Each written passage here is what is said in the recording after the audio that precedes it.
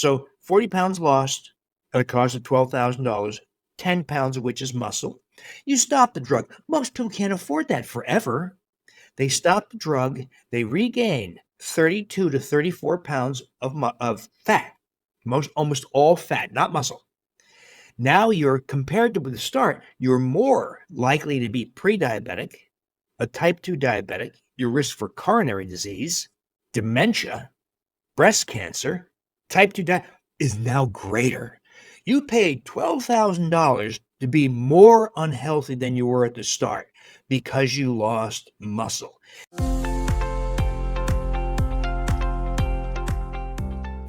Hey there, and welcome back to another episode of the Reshape Your Health podcast. I'm your host, Dr. Morgan Nolte, and I am so excited for today's guest. We actually already agreed this is going to be a two-part episode because I could talk to him for hours. He is Dr. William Davis. He's a cardiologist and a #1 New York Times best-selling author of the Wheat Belly series of books, and then more recently, Super Gut. And recent human clinical trials that Dr. Davis conducted have revealed that it is possible to lose fat and preserve muscle, which helps prevent weight regain, and you can enjoy an improved body composition, lower insulin resistance, improved quality of life, all the things we want. Dr. Davis is also the chief medical officer at Realize Therapeutics Corp., which he co-founded to explore the new science of the microbiome to improve health, appearance, and body composition. And when I started doing some research for this podcast episode, I was pretty focused on gut health, and so many questions come about with that and his book. And then as I continued to research him and his work, I thought, this is a really good opportunity to talk to a cardiologist about some of the major problems right now with general healthcare and statins and GLP-1 agonists or semaglutide or Ozempic, and set a framework for the part two, which is going to be more so, okay, well, what do we do about all these problems? So part one is going to lay the groundwork. We're going to answer some questions that have come up since my interview with Dr. Nadir Ali a few years ago, who's a cardiologist. That is one of my top performing interviews. We'll link it in the show notes. And we talked about, why does LDL go up on a low carb diet and when should we care? And just very popular. I think medications are just so common, and people don't want to be on them. They have side effects.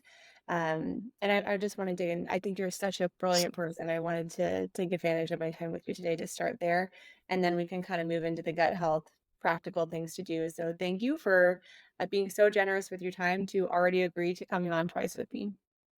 My pleasure, Morgan. Yes. Let's get started. I'd love to hear how you made the transition from cardiology into more of a preventative health and wellness, nutrition-based practice. Well, as I mentioned to you off camera, a lot of the things I do I discovered by accident or by bad luck.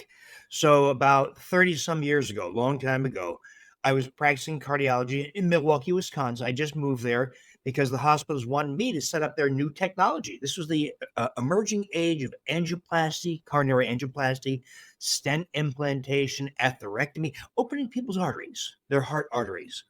And I was teaching other doctors how to do this. And then my mom died of sudden cardiac death about 4 months after her coronary angioplasty. Here my mom dies of sudden cardiac death, the disease that I thought I was taking care of in Wisconsin. Uh, but it illustrated to me how useless, how flawed it was to manage this very dangerous disease in a hospital laboratory. And so I gave myself the task of trying to find a way to help people decide if they're at risk for these kinds of things, maybe a year, 2 years, 5 years ahead of time. How do you do that? Well, if you ask John Q, cardiologist, or John Q, primary care, he's going to say, well, test your cholesterol, which isn't a ridiculous idea. It's absurd. It should have been discarded decades ago. So if your cholesterol, say, is 240 milligrams, are you going to have a heart attack tomorrow? Or a year from now? 10 years? Never? You can't tell. It's a ridiculous idea. And so back then, and this remains largely true today, the only real test to predict what your future holds in the way of heart disease is to have a CT heart scan that generates a coronary calcium score. It's like an index. It's a gauge of how much plaque you have in your artery. People say, oh, we don't want to know how much hard plaque you have. No, it's an index of total plaque, all the elements of atherosclerotic plaque. So I'm scanning people left and right in Milwaukee, Wisconsin. It was called Milwaukee Heart Scan. And we're uncovering, Morgan, heart disease is everywhere. If we look at people like you and me, we're going to work, going to school, riding our bikes, going for walks, not people in the emergency room with chest pain, everyday people who feel just fine. You find heart disease everywhere and you score it. So normal score is 0. So let's say your score is 400, which is a high score. Let's say we did nothing. You have a score of 400 and we did nothing. We help publish these data. A year later, it's 500. Another year later, it's 625. 25% per year increase. And with each increase, you're at greater risk of dying, of a heart attack, of requiring a stent or bypass surgery.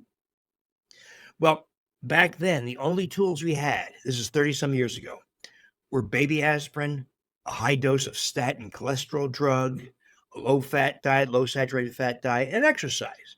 So we'd put people on that program that my colleagues to this day still call optimal medical therapy. Mhm. And we watched the scores go up 25% per year. It had no effect. It's nonsense. And so what do? People are freaking out, rightly so. Of course, my colleagues who are interested in making money say things like, oh, we'll do a real test, a heart catheterization, to see if you need stents or bypass surgery. These are people who have no symptoms, and they would get 3 stents or 4 bypass grafts. Unnecessary. That's malpractice, by the way. We know that's malpractice. There's no benefit to the person who does that, who's feeling fine going about their business. But it's done every day because it pays the cardiologist so well. Thousands and thousands of dollars for doing the wrong thing. Well, I refused to do that, of course. And so I had to find ways to put a stop to this 25% per year increase in score. And I did. It took some years and some hit and miss, but it led me to some new lessons. For instance, vitamin D, a crucial component. It was the first time I saw scores drop. A score of 700 becomes a score of 350 or something like that a year later. It also led to a rejection of cholesterol testing. Cholesterol testing is a waste of your time. I tell people take a big, thick black magic marker, cross out your total cholesterol and LDL cholesterol because they're nonsense. Let's instead do the real test, lipoprotein testing, looking at the particles in the bloodstream that cause heart disease. And you'll see real quickly, and this is not just my speculation, this is well borne out in the science, the dominant and defining characteristic is an excess of small LDL particles. That's what LDL cholesterol is meant to estimate. But we can actually measure it. This is 30 years ago. 30 years ago, Morgan. And we're measuring small LDL. Well, the science is quite clear on this. What causes small LDL particles? Wheat, grains, and sugar, period. Not bacon, not pork, not butter. Wheat, grains, and sugar. So I asked people hey, you've got a heart scan score, CT, a calcium score of 900. And you have a small LDL particle number of 2,000. Let's take wheat, grains, and sugar, add it up. Let's see what happens. They do it. They come back 3 months later, small LDL, 0. And they say, I lost 38 pounds. Why? I had to stop my insulin and 3 diabetes drugs, my blood pressure medication, my psoriasis and eczema are gone, my migraine headaches have stopped, my waist has shrunk by 8. Why? I thought, I don't know why. So I stumble on a way to restore youthfulness and health. I did not expect it. I completely by accident, I did to reduce the expression of small LDL particles because of heart disease. Well, my first follow-up question to that is just for people in case they're newbies, this is kind of a more complex topic. Can you explain the difference between LDL-C and LDL-P? So the LDL cholesterol or calculated, and then the LDL particle number. We just kind of start there and explain those differences for people. So in the 1950s, 60 to 70 years ago, researchers at the National Institutes of Health, the NIH, were trying to figure out a way to guesstimate the particles in the bloodstream that cause heart disease. So they used a technique called ultracentrifugation. They spun your plasma. So you take your blood, remove the red blood cells, you have the clear part of your blood, and they spin it down, and it layers out. High density at the bottom, low density at the top. And they wanted to know, well, how do you distinguish these layers and quantify the particles in them? This is 1958, 1960. So before cell phones, before GPS, before computers. Mhm. How do you do? Well, they said, well, let's do this. Let's pick a marker. So these particles in each layer have a whole bunch of things in them. These lipoproteins, fat-carrying proteins. Well, let's choose one thing and measure that. It could be apoprotein B. It could be triglycerides. It could be a whole bunch of other things. Let's choose cholesterol because every layer contains cholesterol. We're going to measure the cholesterol because we can do that in each layer and then guesstimate how many particles are in each layer. So they guesstimated the amount of and measured the amount of cholesterol in each layer. And the problem is it's tough to do. You can measure the cholesterol in the bottom layer, the high density lipoproteins, HDL. You can measure the cholesterol in the very low density at the very top. Measuring the middle layers are kind of troublesome. So what they did was develop a calculation for the amount of cholesterol in the low density lipoprotein LDL layer. And that's called the Friedewald calculation, named after Dr. William Friedewald, who came up with that idea of calculating it. The problem is it's subject to so many other influences. If you change your diet, it invalidates the calculation. If you're overweight, it invalidates the calculation. If Mhm. you're pre-diabetic, it invalidates the calculation. Oh On my and on and goodness. on. So In other everyone's words, is invalidated pretty much. that's right. Everybody's LDL cholesterol is just crap because they're either diabetic or overweight or they have some confounding factor that negates that equation. Is that what you're telling me? Exactly true. One, it's a calculation, it's not measured. Two, it's subject to so many influence. In other words, it's fiction. It's not a real number. So when somebody gets their LDL cholesterol, you'll see in parentheses calculated. It's not measured. And of course, the doctor said to you, Morgan, what's your diet like? Are you eating at McDonald's? Are you eating hamburgers with French fries? Of course they don't. And so they give you this number, this fictitious value, and then purport to treat it with this ridiculous class of drugs called the statin. Well, why is this the prevailing standard? Because it's easy and it makes billions of dollars for the pharmaceutical industry. That's the defining factor here. It's not that it's wonderful. So why would 80 million Americans take statin cholesterol drugs and there's been no reduction in cardiovascular events? Because it doesn't work. It's ridiculous. Yet it prevails today. And in fact, if you're discharged from the hospital after a heart attack or a heart procedure, you're required, or the doctor is penalized if you are not prescribed a statin cholesterol drug and have a low LDL cholesterol, it's fictitious value. The real tragedy here, though, is not that. It's not that you're given these ridiculous drugs to treat a fictitious value. The real tragedy here is that the real causes of heart disease are ignored. No one's paying attention to them. So you had almost a fatal event. You're given these ridiculous strategies to treat a fictitious number. No one's paying attention to the real causes. That's why people come back to the hospital for more procedures. You die at home, or you come back for bypass surgery. But you know what? Their little secret here is it's extremely profitable to not treat the causes, and that's just plain wrong. It is. Okay, so much to unpack here. So I wanted to kind of give a summary that LDL-C is a calculated number. You can't really measure the cholesterol, but they did that out of good intention. They knew it was the particle number all along, but they didn't quite know how to measure the particle number yet. Is that what you were saying? So they're like, well, let's estimate. Maybe we can just kind of say that the cholesterol would give some sort of indication into the particle number. Is that what you were saying there? Exactly. It wasn't evil. It was well intended. Now it's 60 to 70 years ago. Well, now 30 years later, we can measure those particles in the Right. bloodstream.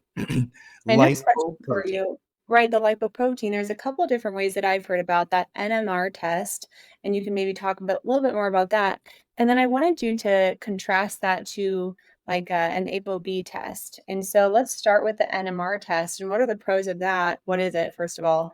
And then should they do that, or should they get a lower cost ApoB test that just tells you the overall particle number, but not necessarily the size of the particles? Oh, very good. Because a lot of people are being they're looking at apoprotein B as the improved version. It's not. And Mhm. so there are numerous methods that we can use to characterize, count, and quantify and characterize the particles in the bloodstream. So, for instance, cholesterol is a fat, of course. It's a fat in all the cells of your body, but fats can't float freely in your bloodstream because fats coalesce. Think about oil and vinegar.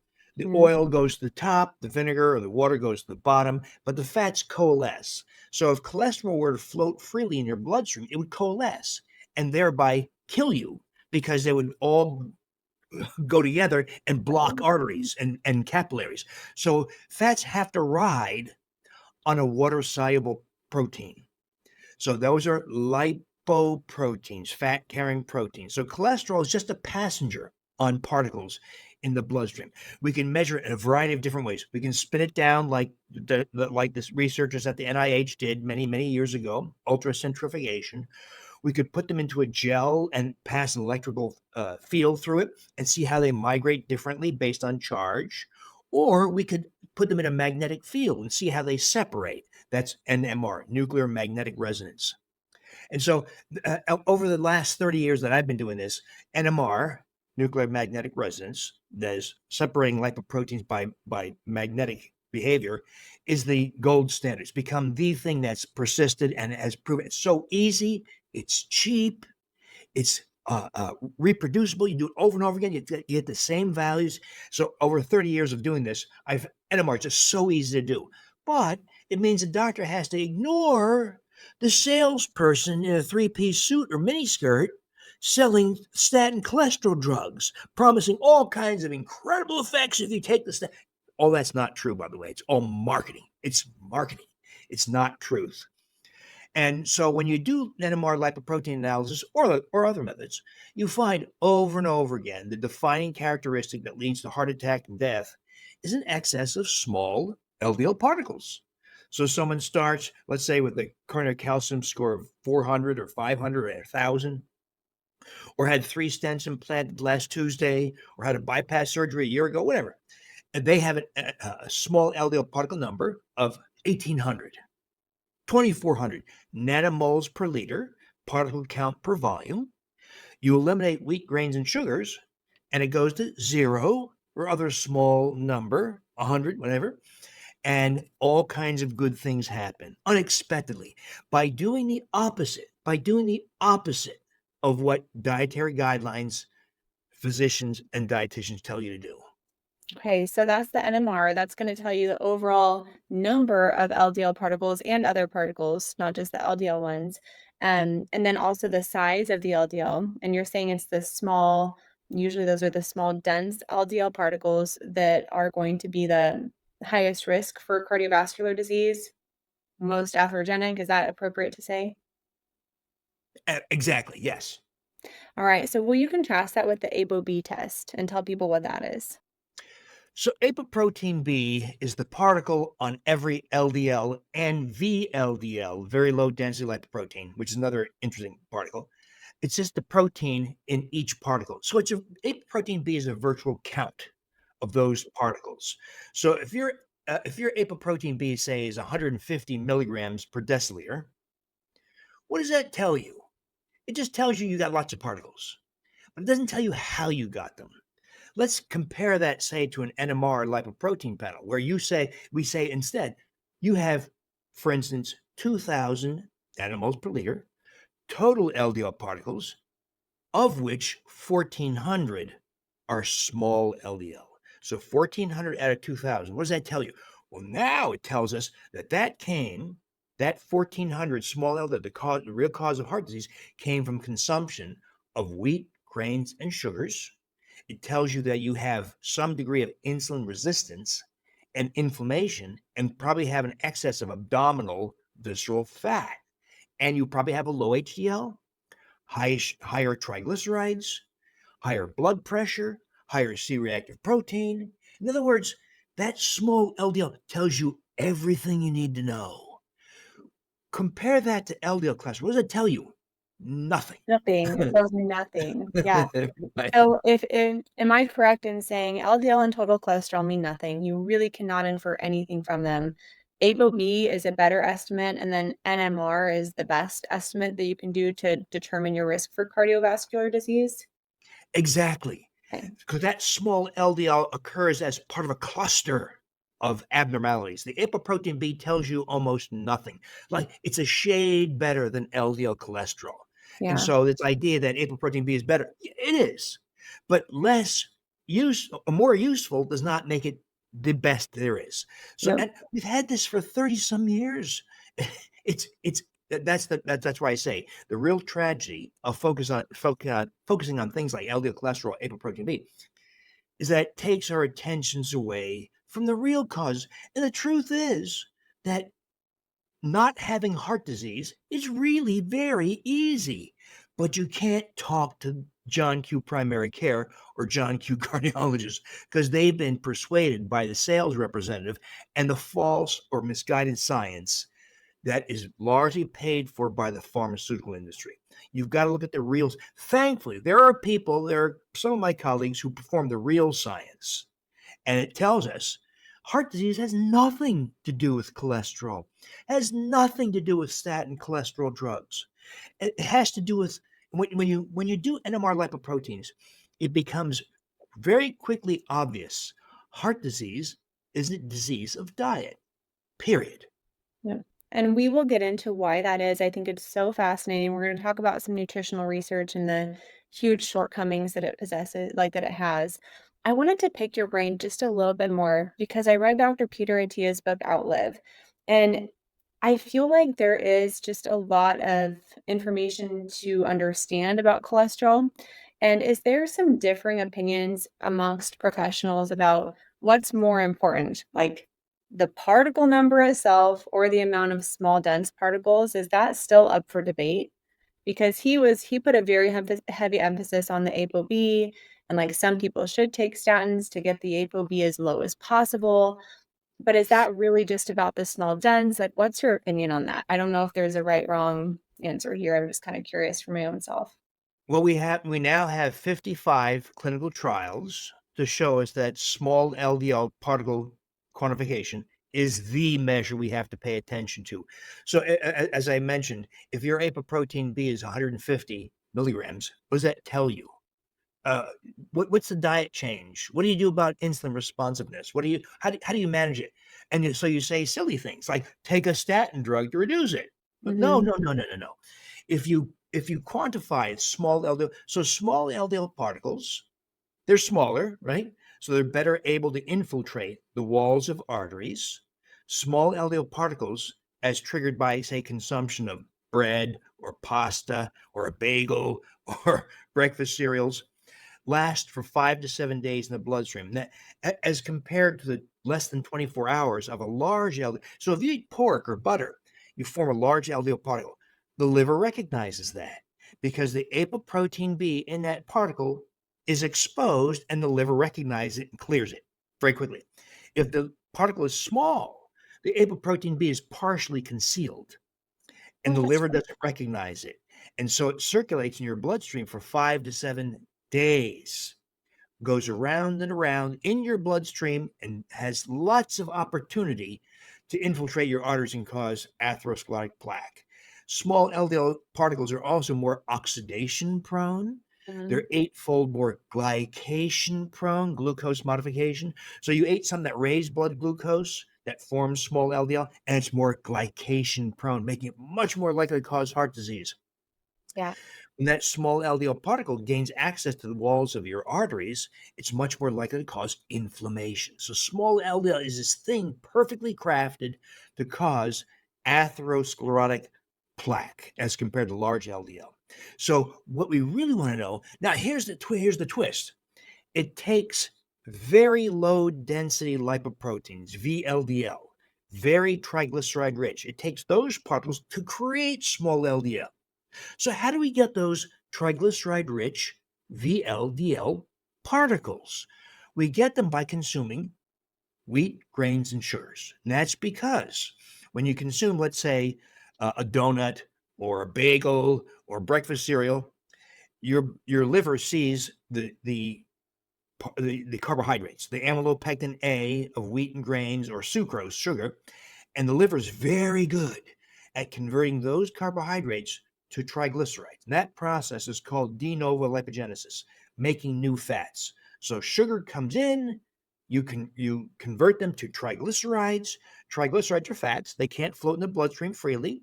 So the liver packages them as a lipoprotein. In this case, very low density lipoprotein. They're very triglyceride rich. They're low density because they're full of fat, just like salad dressing. The fat goes to the top, low density. So VLDL particles that came from wheat, grains, and sugars enter the bloodstream. VLDL particles interact with LDL particles and make them triglyceride rich. There's a series of reactions that converts them to small LDL. So this idea of cut your fat, cut your saturated fat, eat more healthy whole grains causes heart disease. Mhm. So the heart healthy diets, heart healthy foods cause heart disease. Morgan, that's the irony of modern dietary advice. It Yeah. causes heart disease as well as type 2 diabetes, weight gain, visceral fat, autoimmune diseases, neurodegenerative diseases. So conventional dietary advice has caused, has been a major contributor. It doesn't help also that food manufacturers tell us stupid things like sell us breakfast cereals and Pop Tart and all those kind of crazy. Fake food. I mean, it's not food, it's just, like, food Right. substrates that have been chemically engineered, to be palatable and look like food and taste like food. It's crazy. This is so top of mind for me right now. I'm reading the book, Change Your Diet, Change Your Mind by Dr. Georgia Ede, and she has a really interesting quote in there about, like, the 13-step process to create soybean oil. Like, do not try this at home. And then she, like, walks you through every step, and then at the end, she's like, "Put it in a bottle and label it heart healthy canola oil." And it's like, it's just ridiculous, you know?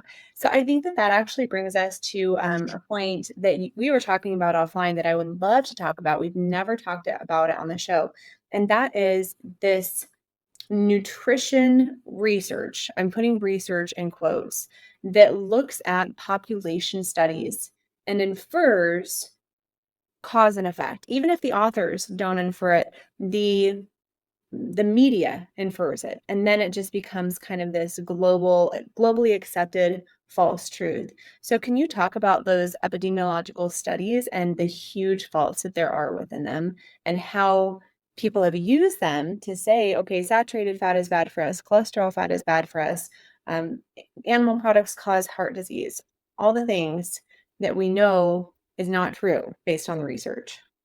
Absolutely. So, almost all the research, a lot of it comes from the Harvard School of Public Health by Frank Sachs, Frank Hugh, Walter Willett, and others. They do things like this. I say, Morgan, what did you eat for breakfast on Monday? You say, well, okay, I had oatmeal, organic oatmeal with skim milk and a banana. What'd you have for lunch? You say, well, I was at work, so I had a ham sandwich on rye with some mayonnaise and some cottage cheese. What'd you have for dinner? We do this for 5 days. I contact you 10 years later.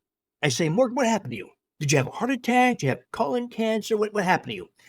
Well, and then we try to relate that diagnosis to what you ate in those 5 days 10 years ago. Now, wait a minute. In those 10 years, you raised a couple of kids, you had a divorce, you drank too much booze, you went to fast food because you were depressed, you went through a cleanse, you went to a all expense paid vacation in Mexico 2 times, went on a cruise, all the things that humans do. Yet we try to predict disease from the 5 days. It's absurd. It's Mhm. ridiculous. It's a nonsense. Yet that is the basis for all US dietary guidelines from the federal government. It's the basis for what dietitians tell you based on absolute nonsense. You can't now, in their defense, it's hard to do dietary studies. If I said I'm going to put you in a diet study, I'm going to provide you with 10 years of food. I won't tell you what's in the food. It's impossible, right? And Yeah. so they rely on this very, very flawed approach. And yet the media, as you point out, and the federal government, USDA, says, okay, cutting fat and eating more healthy whole grains prevents colon cancer and heart disease and obesity based on ridiculous this nonsense analysis. And so we have a dietary community that believes that these fictions are the truth, and of course they're not. No, and I think if people don't understand what is good research, and then they're looking at these headlines and they don't realize it's based on these epidemiological studies with food surveys, subjective information. There's no actual experiment going on at all. And it's like if I asked you, what did you have for breakfast 2 weeks ago? How many servings of berries did you have? It's not evidence-based. And so I think it's really sad that that is the basis that the US dietary guidelines are using to recommend school food programs and nursing home programs and all of these different government runs, government sponsored programs influencing public health are based on a mirage, in my opinion, of evidence. And so I think that if you're a really serious student of nutrition, you've got to look to better evidence. So, can you give us a little bit of a sense of okay, if a headline comes out, eggs are bad or eggs are good or eggs are in, eggs are out, how do we know if we should say this is crappy evidence, I'm not going to listen to this, or if we should say, oh, interesting, this is actually really well done, I should pay attention here? What are some telling signs of good and bad evidence?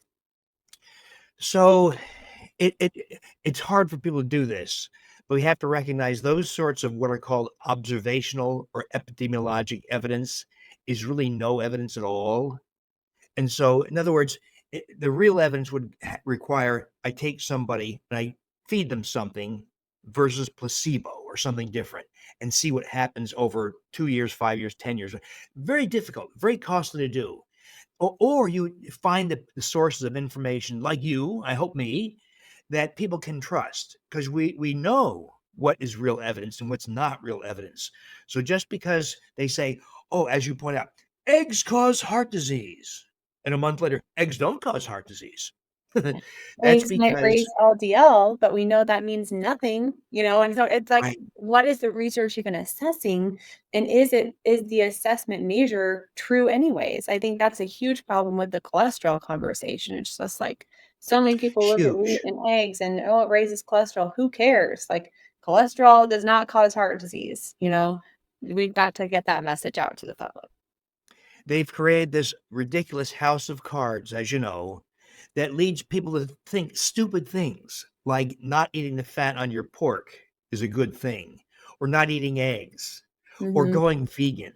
All these ridiculous ideas that really have no basis in reality, but are based on these flawed measures. Exactly right. So they can call it evidence-based, but I just really wanted to highlight to people listening, because I hadn't done so on the podcast before, that there are different qualities of evidence, and I would not consider this evidence at all. I would consider it what would you call it? Observation? Like you just can't infer anything from this study because there's no real data. And if there's no real data, there's no real evidence.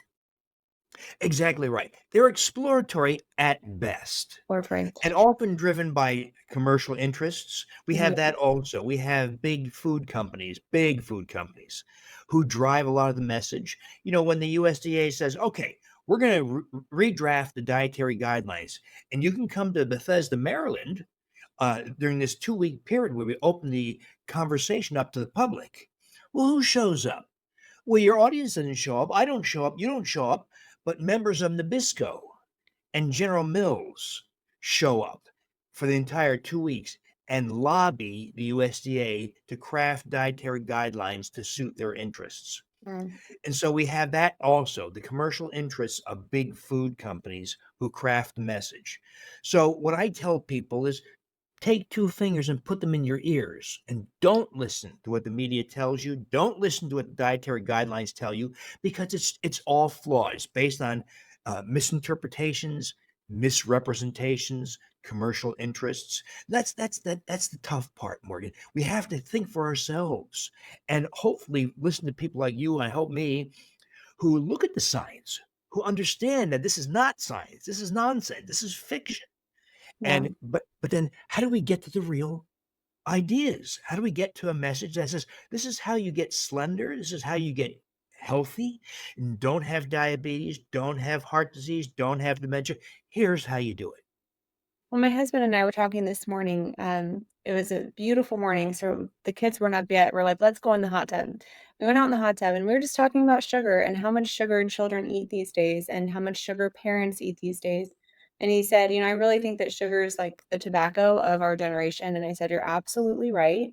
But there is so much commercial interest in feeding people sugar. And with tobacco, I said, you can see the smoker's lung. It's very, very easy to take a picture of a black lung, show that as marketing material, and be like, don't smoke. This is what it does to your lungs. What do you think it's going to take for society at large to start realizing that Dr. Pepper you're drinking is slowly killing you? The Gatorade that you're giving your kids is slowly killing them because there's not as obvious of a cause and effect as a smoker's lung.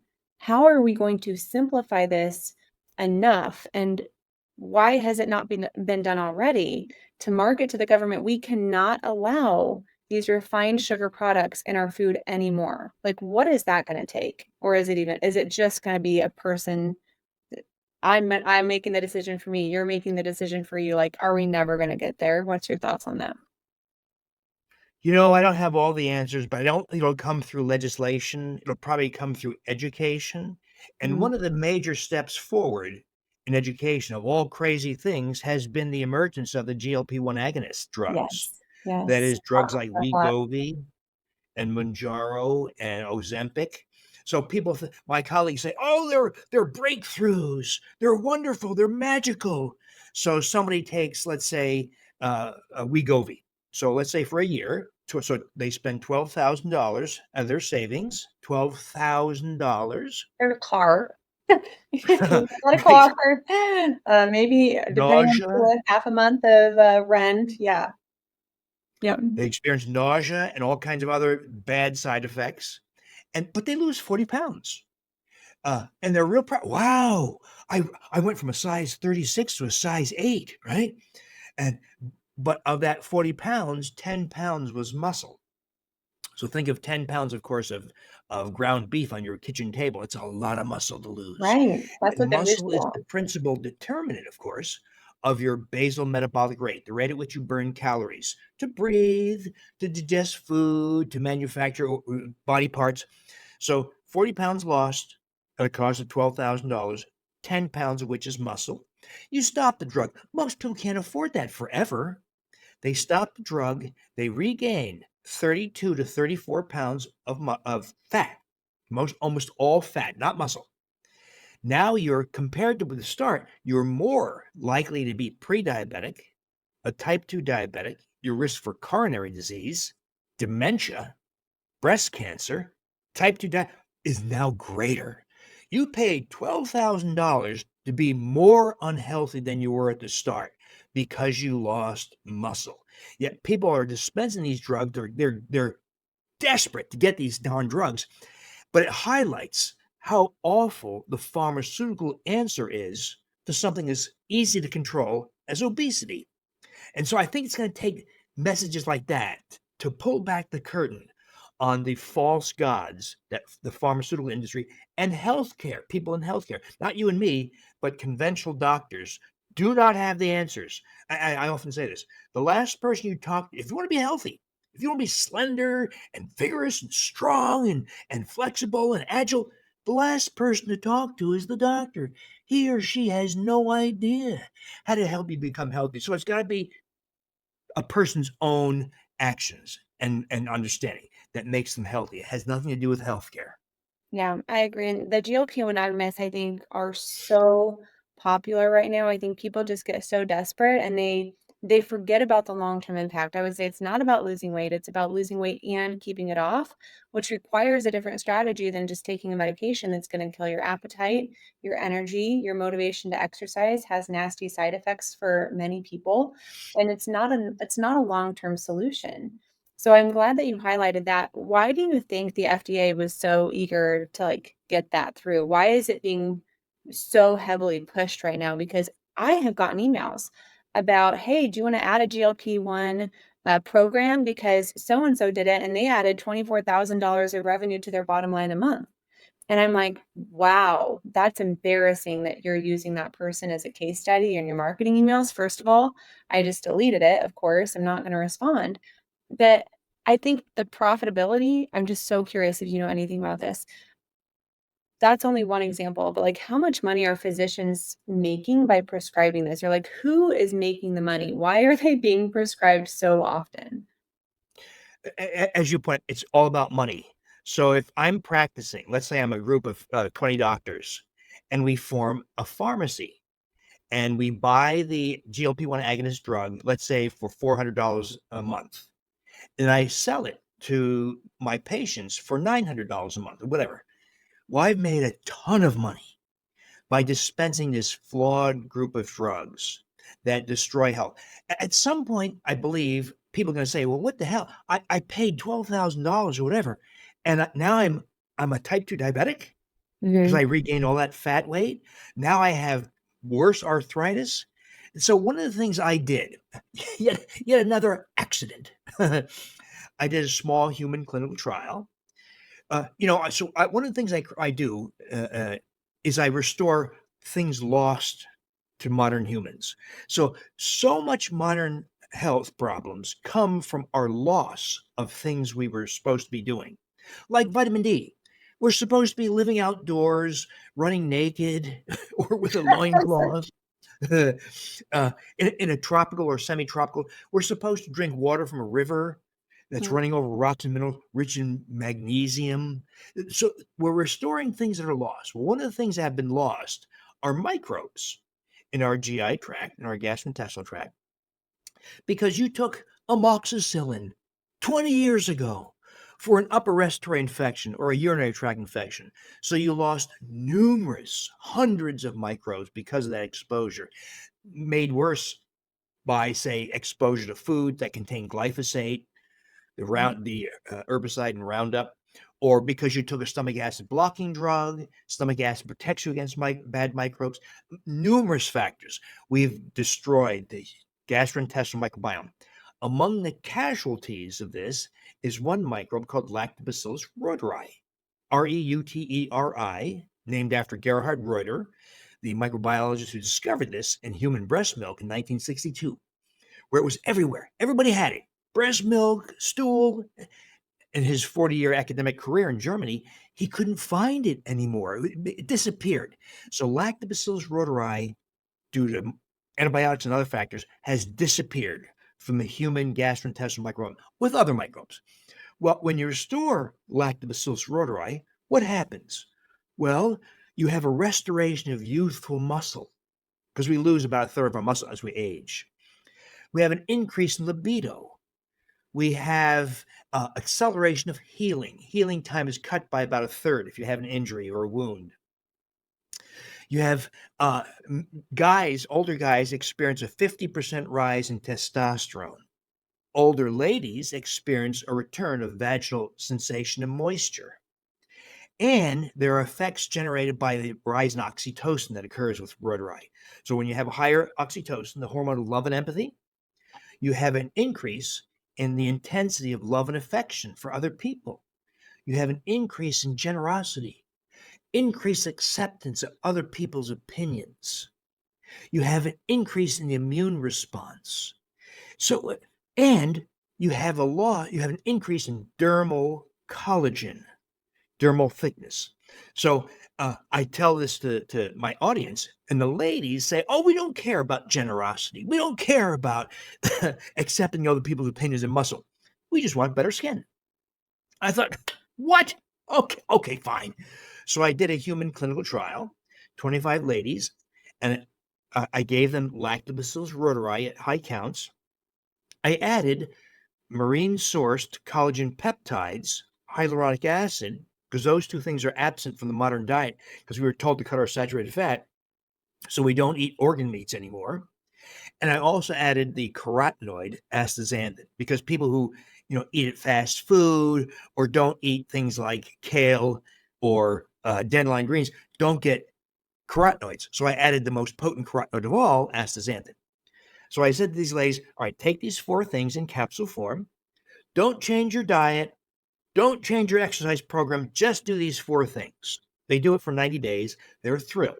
They lost their crow's feet. They lost their smile lines, nasolabial fold, forehead wrinkles started to reduce. Those are deeper wrinkles. It takes longer. So over 90 days, ladies are, wow, I look 20 years younger. But we also measured their waist circumference just because it's free to do, right? And they lost huge amounts of abdominal fat, as much as 8.5 inches off their waist circumference.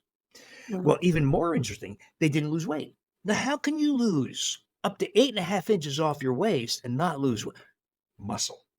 And that we've seen that in animal trials, we've seen that in human clinical experience.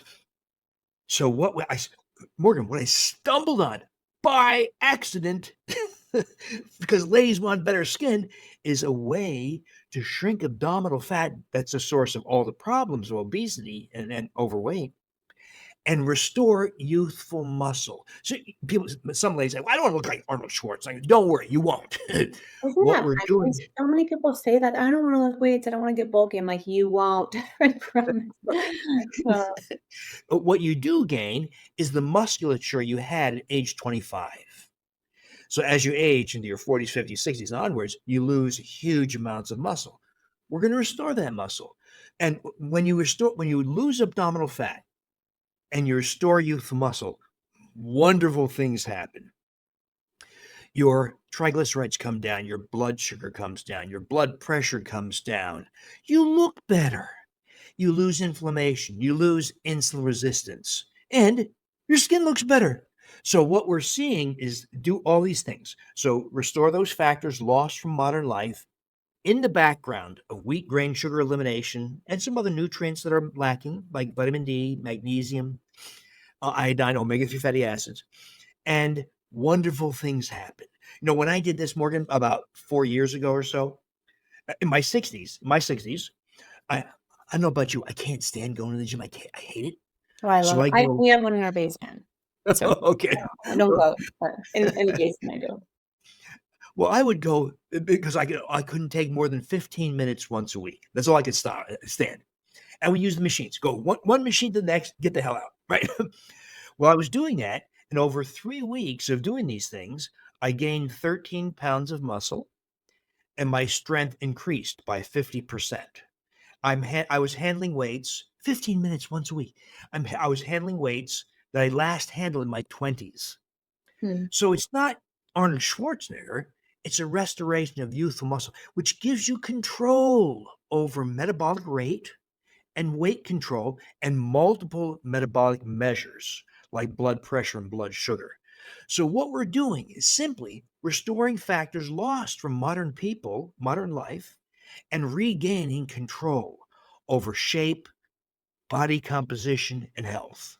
Okay, I have to ask a couple questions because all that sounds great. However, in order to build muscle, like the building blocks of muscle are protein and resistance training. And so for you to say, oh, I gained 13 pounds of muscle in 3 weeks of resistance training 15 times a week, like that math does not add up to me. So I need you to explain to me the reuteri. You said it was really the restoration of the reuteri bacteria that's been gone in our modern diet. How does that impact one's ability to build lean muscle mass on a physiological level? So, two ways. So, lactobacillus reuteri, this microbe lost by nearly everyone in the modern world. But by the way, if you were to test the microbiome of a raccoon or a deer, they all have reuteri. If you were to test the microbiome of someone living in the jungles of Brazil or the highland mountains of New Guinea or the savanna of Kenya, they all have reuteri. We've lost it. So what does reuteri do? Well, you ingest it or your mom gave it to you at birth or breastfeeding, but you lost it because she took antibiotics, you took antibiotics, whatever. But if you had it, what does it do? It colonizes, very unique, Morgan. It colonizes the entire GI tract, not just the colon like most microbes. Pardon me. So it colonizes the entire gastrointestinal tract, including the 24 feet of small intestine, where it takes up residence and produces what are called bacteriocins, natural antibiotics effective against fecal microbes. Why is that important? Well, modern people, due to antibiotic exposure, glyphosate, other herbicides, pesticides, stomach acid blocking drugs, chlorinated drinking water, preservatives in food, emulsifying agents like polysorbate 80 and carboxymethylcellulose and carrageenan in ice cream and salad dressings. This all kills off healthy microbes and allows fecal microbes to proliferate in the colon. These are species like E. coli, Salmonella, Campylobacter, which may sound familiar because they're also the microbes of food poisoning. So fecal microbes are not well tolerated as food poisoning, nor as microbes from the colon that ascend into the small intestine. That now affects 50% of the US population by my estimates. Fecal microbes, because of loss of healthy microbes, have been allowed to ascend and proliferate in the small intestine. Well, the small intestine is by design very permeable. That's where we're supposed to absorb amino acids, fats, vitamins, minerals. But when fecal microbes colonize the small intestine where they don't belong, these microbes, of course, live for only a few hours. They don't live very long. So trillions of microbes in the small intestine live and die rapidly. When they die, they release their toxic compounds. And there's many of them, but one is called endotoxin.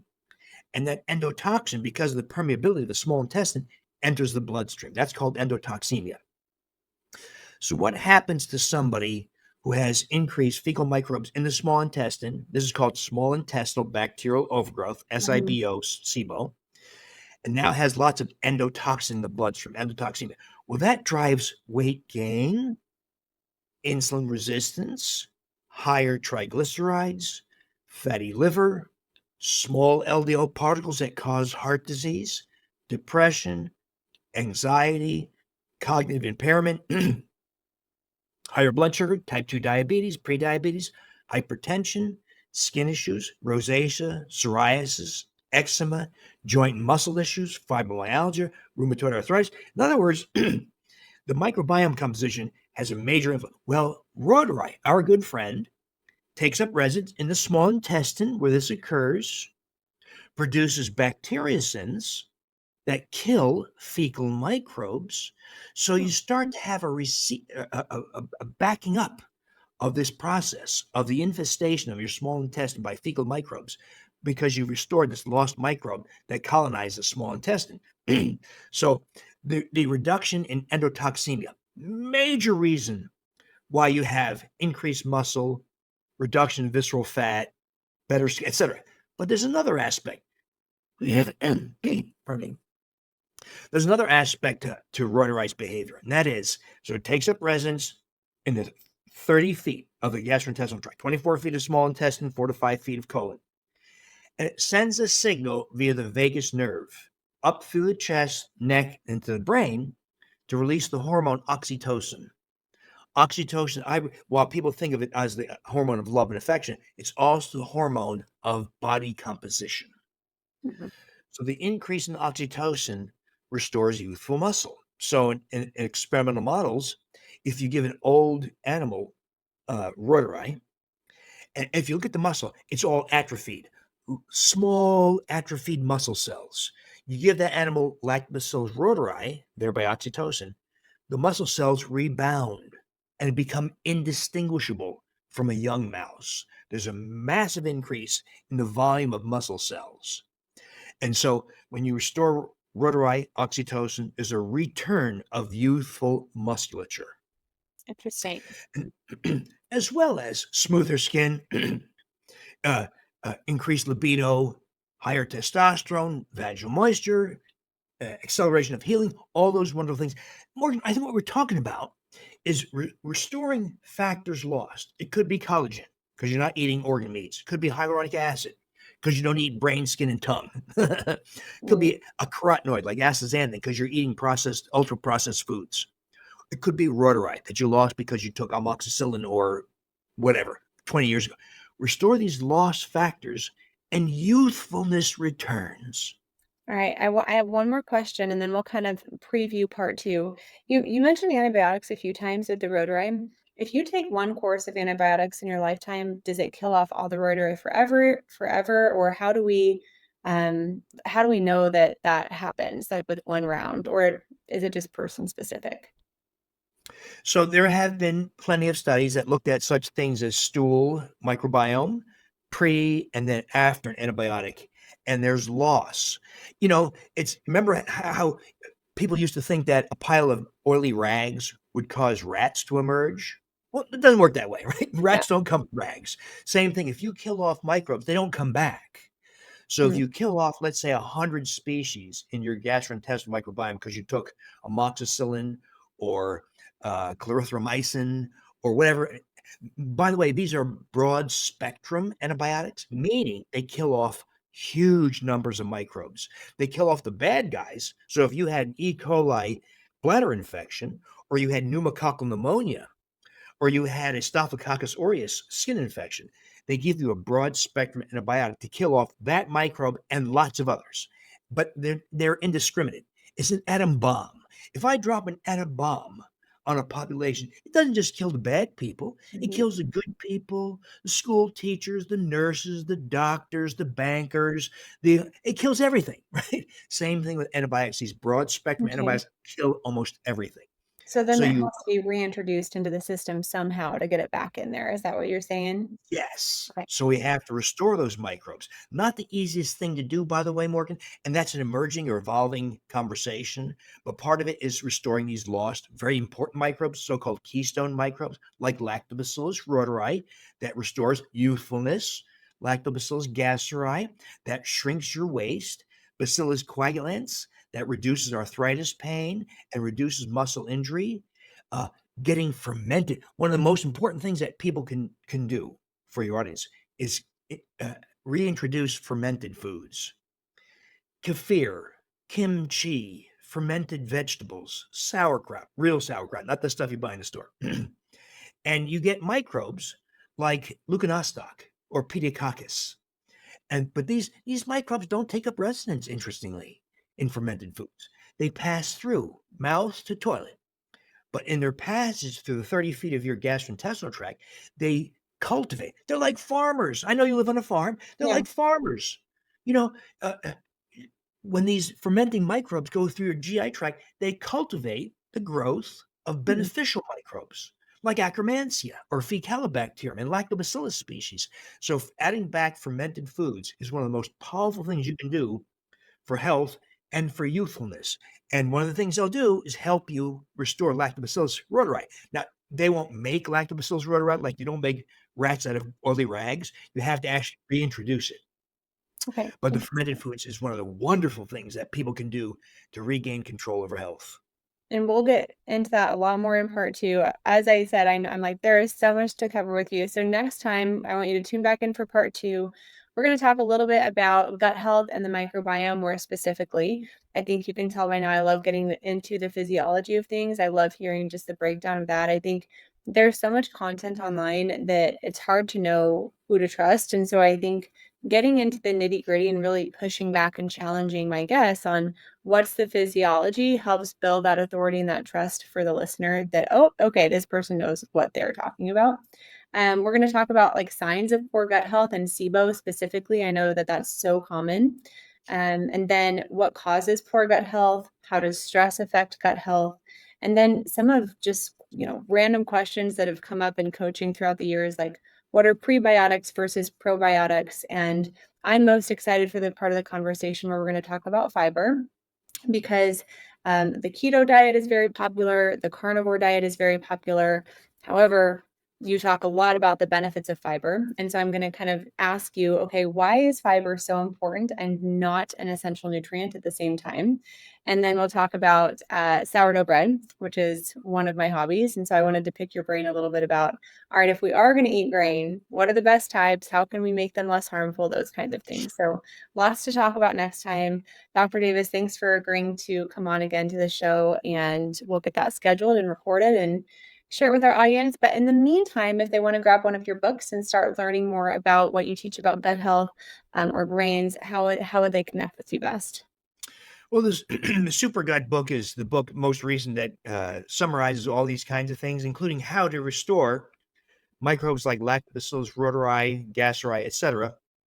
How to make what I call SIBO yogurt, a yogurt, not the stuff in the store, a yogurt that eradicates SIBO and normalizes breath hydrogen gas that indicates SIBO. And that's in the Super Gut book. My umbrella website is drdavisinfinitehealth.com, where I have several thousand blog posts, several 100,000 discussion forum posts, and also I host a two-way Zoom meeting once a week where we have about 100 people. We talk about things like this: rotary, diet, sourdough bread, blah blah blah. Yeah. And one thing you mentioned today that I want to dig into next week too are just some ingredients. Like you mentioned some ingredients like the carrageenan, I think it was. It was a really fast sentence that I think will be so beneficial, slowing down and going in and helping people really understand why eating whole food is the best option, because there's so many food additives that are harming our gut health unknowingly. So I'm really excited for it too. Thanks again, and we'll talk soon. Thanks, Morgan.